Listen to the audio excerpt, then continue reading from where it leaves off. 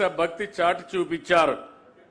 1905లో స్వదేశీ ఉద్యమంలో భాగంగా ఆగస్టు 7న విదేశ బట్టల్ని బహిష్కరణ చేశారు. ఆ విధంగా మనం చూస్తే ఈరోజు 11వ చేనేత జాతీయ దినోత్సవాన్ని మనం పెట్టుకుంటున్నామంటే దీనికి కారణం ఇది ఒక చరిత్ర అని చెప్పి కూడా నేను మీకు తెలియజేస్తున్నా. ఈరోజు మనందరం ఒక్కసారి ఆలోచిస్తే తెలుగుదేశానికి నేతన్నకు అవినాభావ సంబంధం ఉంది.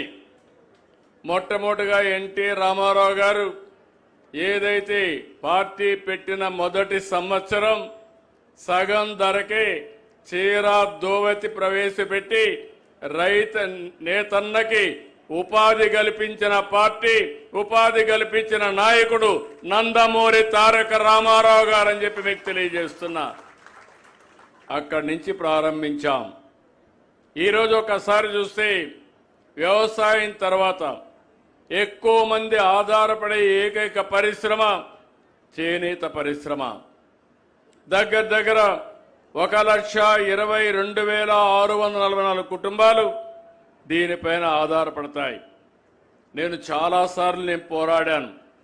40 సంవత్సరాలు నా జీవితంలో రాజకీయ చరిత్రలో ఏ ఒక్క వర్గానికైతే ఎక్కువ పోరాడని అడిగితే అది ధైర్యంగా చెప్పగలుగుతాను.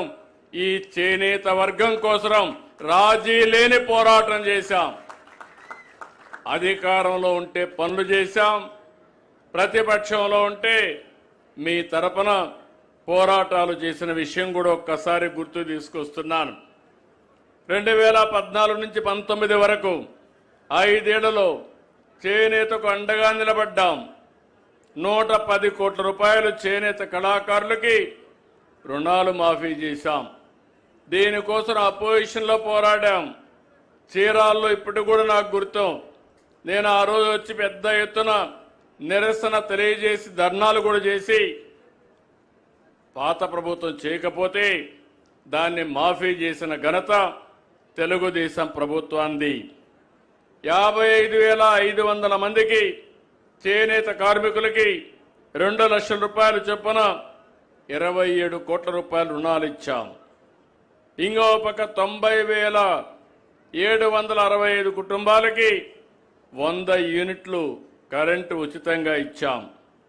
ఇంకో పక్క చేనేత కార్మికులకి మొట్టమొదటిసారిగా 50 సంవత్సరాలకే పింఛన్ ఇవ్వాలని నిర్ణయించిన పార్టీ తెలుగుదేశం పార్టీ.